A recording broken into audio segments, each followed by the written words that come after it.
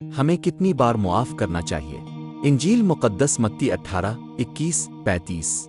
आज की इंजील में बताया गया है कि एक दिन मुक़द्दस पौलुस रसूल ने यसू मसीह से सवाल किया, खुदावंद, अगर मेरा भाई मेरे खिलाफ गुनाह करे तो मैं इसे कितनी बार मुआफ करूं? क्या 7 बार तक? यसू ने जवाब दिया, मैं तुमसे कहता हूं कि सिर्फ 7 बार नहीं बल्कि 70 गना 7 बार मुआफ करो। इसका मतलब ये नहीं कि हम सिर्फ गिनती के मुताबिक मुआफ करें, बल्कि इसका मतलब है कि मुआफ करने की कोई हद नहीं होनी चाहिए। मसीही जिंदगी में मुआफ करना मोहब्बत का अहम हिस्सा है। इस बात को समझाने के लिए यसू ने एक मिसाल सुनाई। एक बादशाह अपने खादमों से हिसाब लेने लगा। एक खादिम पर बादशाह का बहुत बड़ा कर्ज था जिसे वो अदा नहीं कर सकता था। बादशाह को इस पर रहम आया और उसका सारा कर्ज मुआफ कर दिया। लेकिन वही खादिम बाहर गया तो इसने अपने एक साथी को पकड़ लिया जिस पर उसका थोड़ा सा कर्ज था। इसने इसे मुआफ करने के बजाय जेल में डाल दिया। जब बादशाह को ये बात मालूम हुई तो वो बहुत नाराज हुआ और इस खादिम से कहा, मैंने तुम्हारा इतना बड़ा कर्ज मुआफ किया क्योंकि तुमने मुझसे दरख्वास्त की थी। क्या तुम्हें भी अपने साथी पर रहम नहीं करना चाहिए था?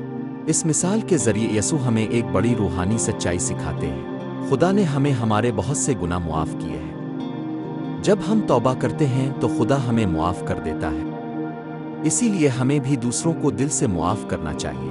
अक्सर हमारी जिंदगी में रंजिशें और नाराजगियां जमा हो जाती हैं। ये चीज़ें हमारे दिल को सख्त बना देती हैं और हमें खुदा से दूर कर देती हैं। लेकिन जब हम दूसरों को मुआफ करते हैं तो हमारे दिल को सुकून और आज़ादी मिलती है। यसू हमें सिखाते हैं कि सिर्फ इबादत करना काफ़ी नहीं, बल्कि हमें खुदा की तरह मेहरबान और रहम दिल भी बनना चाहिए।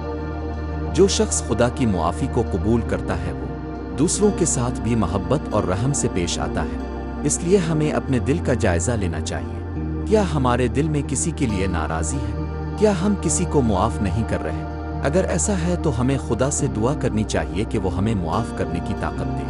आखिर में यसू हमें याद दिलाते हैं कि हकीकी शागिर्द वही है जो दिल से दूसरों को मुआफ़ करता है। यही खुदा की बादशाही की निशानी है। दुआ।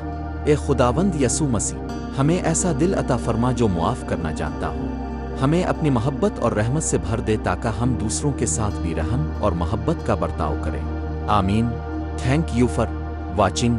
Like, share and subscribe.